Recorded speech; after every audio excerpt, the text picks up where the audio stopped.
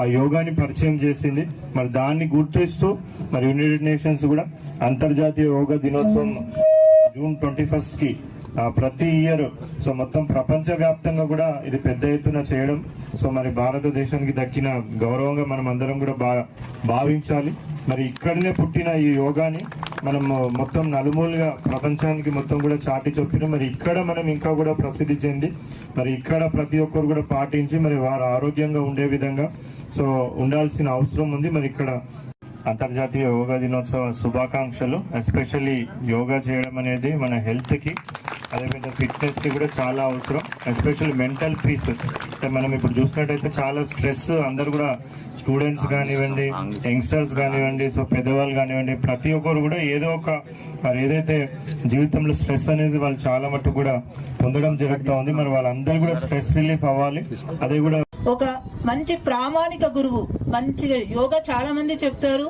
దాని అంశాలతో పాటు ప్రామాణిక గ్రంథాల నుంచి ఎవరైతే నేర్చుకుని మనకు మెలకువలు చెప్తారో వారి సమక్షంలో కొన్ని రోజులు నేర్చుకుని రోజు మనం యోగా సాధన చేస్తే మన నరేంద్ర మోడీ గారు ప్రధానమంత్రి గారి గురించి మీ అందరికీ తెలుసు.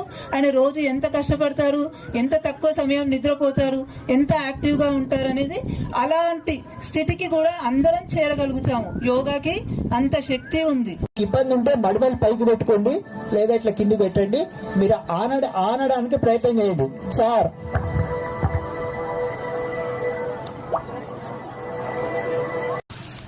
రేచక పూరక రేచక పూరక రేచక పూరక రేచక. Okay, too fast. మనస్సు ఉంటుంది అని ప్రపంచానికి చాటడానికి నేడు అంతర్జాతీయ స్థాయిలో భారతదేశం ప్రయత్నిస్తూ ప్రపంచానికి అందించినటువంటి ఎంతో మంది యోగులు, కర్మవీరులు, తపోధీరులు పుట్టినటువంటి గొప్ప బ్యాక్ పెయిన్ ఉన్న వాళ్ళు అసలు ఫ్రంట్ బెండింగ్ చేయదు.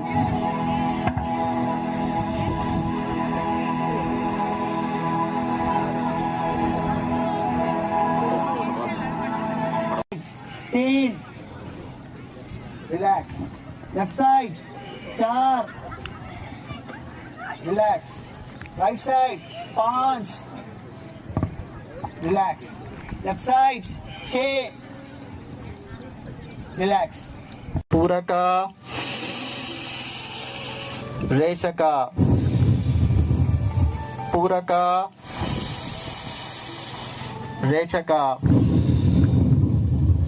पूरक